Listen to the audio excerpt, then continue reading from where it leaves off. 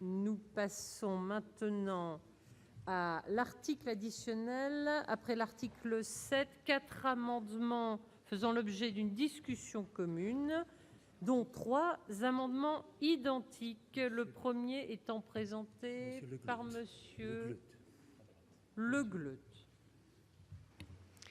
Merci Madame la Présidente. Monsieur le Ministre, mes chers collègues, le présent amendement vise à abroger les prélèvements sociaux sur les revenus du patrimoine des non-résidents. Le précédent gouvernement a laissé, depuis 2013, perdurer une situation injuste, puisque les Français établis à l'étranger paient la CSG-CRDS sans bénéficier d'aucune prestation correspondante, et par ailleurs contraire au droit de l'Union européenne. Pour les Français de l'étranger, la hausse de la CSG-CRDS, c'est double imposition et double peine.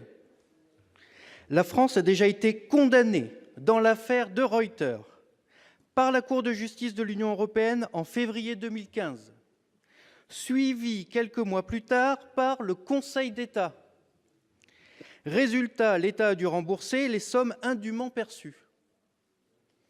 Suite à la condamnation de la France, le précédent gouvernement avait décidé de modifier le fléchage de la CSG-CRDS dans le cadre de la loi de financement de la Sécurité sociale 2016, en affectant les prélèvements sociaux sur les revenus du patrimoine, principalement au Fonds de solidarité vieillesse, mais aussi à la Caisse nationale de solidarité pour l'autonomie et à la Caisse d'amortissement de la dette sociale.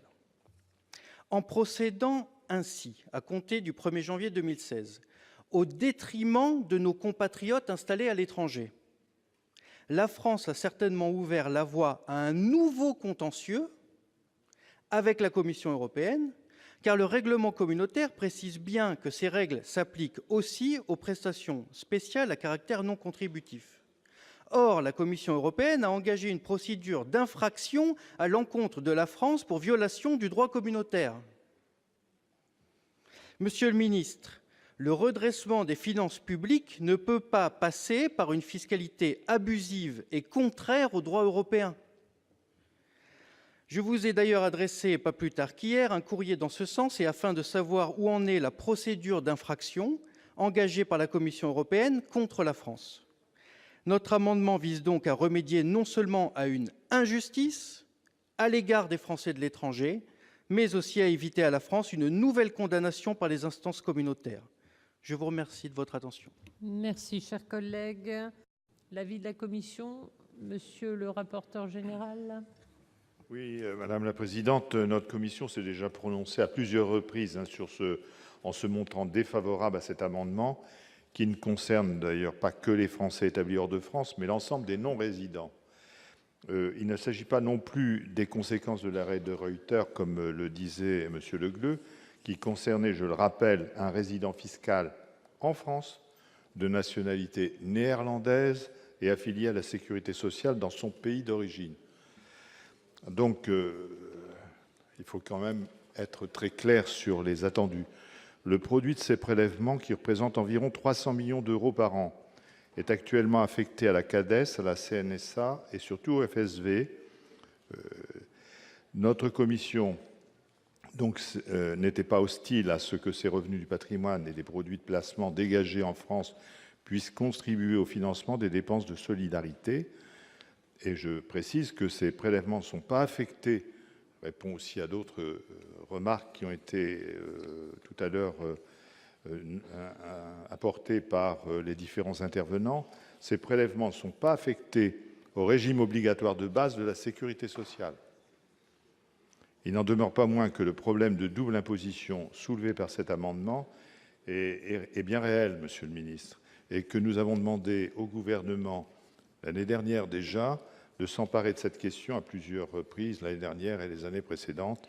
Plutôt que de se priver de recettes, il serait préférable de s'assurer que les personnes concernées ne paient pas deux fois l'impôt sur le même revenu, ce qui effectivement serait préjudiciable effectivement à notre pays.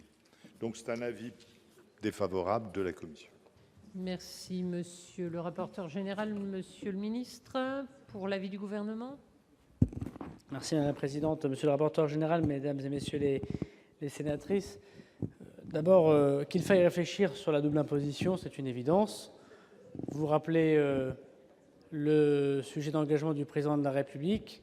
En effet, c'est une question extrêmement importante, à ceci près que les arguments qui poussent les sénateurs, Madame la sénatrice, à déposer l'amendement n'est pas fondé sur un bon argument juridique, comme l'a évoqué Monsieur le rapporteur général, puisque non seulement il ne s'agissait pas d'une personne dans l'arrêt que vous évoquez européen et qui rentre dans l'objet de votre amendement, mais en plus, ce qui était condamnable, c'était l'affectation. C'est pour ça que le gouvernement l'a affecté au FSV et pas dans l'affectation qui avait été prévue initialement. Donc il n'est pas, et c'est bien logique, contraire au droit constitutionnel, sinon il l'aurait déjà censuré, le Conseil constitutionnel, puisque les débats parlementaires ont été nombreux déjà sous les majorités de l'Assemblée nationale et du Sénat précédemment sur cette question, et le juge constitutionnel l'aurait effectivement relevé. Cependant, je voudrais juste souligner qu'avec un avis défavorable du gouvernement, cette réflexion est déjà menée, mais j'encourage le Sénat et peut-être la Commission des finances, voire la Commission des affaires sociales, si Monsieur le rapporteur général et le président le souhaiteraient, de travailler sur le fait qu'aujourd'hui à l'Assemblée nationale, notamment le député Lescure, président de la Commission des affaires économiques, va être encouragé par le gouvernement à réfléchir sur cette question, mais Monsieur le Président, votre commission, je crois, pourrait utilement être utile, bien sûr, à ce débat, avec fourni par le gouvernement toutes les informations nécessaires, et souligner que si nous adoptions, puisqu'il appartenait à Monsieur le Sénateur, le souci des finances publiques, et je ne peux que le rejoindre sur cette question, si vous venez à adopter l'amendement ce soir, alors qu'il ne correspond pas à l'arrêt de la Cour de justice que vous évoquez, ce serait 300 millions d'euros, effectivement, qui seraient en manque dans le budget de financement de la sécurité sociale. Donc réflexion autour de la double imposition. Le rapporteur général a raison. Il faut en convenir, et il faut en convenir désormais dans un temps le plus rapide possible. Le député Lescure y travaille, et je vous encourage à le faire de même. Le gouvernement est à votre disposition. Cependant, sur l'amendement que vous évoquez, sur la non-conformité avec le droit européen et l'arrêt de Ruyter, il ne s'agit pas ni du même cas, ni de la volonté de ne pas imposer la CSG, même si c'est discutable, mais bien l'affectation que nous avons désormais mis au FSV. Merci, Monsieur le Ministre. Monsieur Le Gleut a demandé la parole. Merci Madame la Présidente. Nous ne faisons pas la même analyse et je ne peux qu'inviter le gouvernement à provisionner les sommes qu'il va indûment percevoir et qu'il devra tôt ou tard rembourser. Merci, cher collègue. Monsieur Cadic. Alors, nous allons, si on a épuisé les explications, procéder au vote sur les 3 amendements identiques, le 1 rectifié, le 185 rectifié bis et le 275 rectifié. Avis défavorable de la commission, avis défavorable du gouvernement. Qui est pour?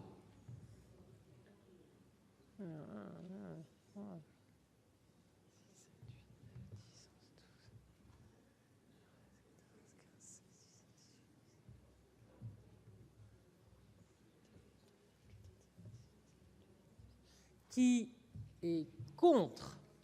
Levez bien la main. 1, 2, 3.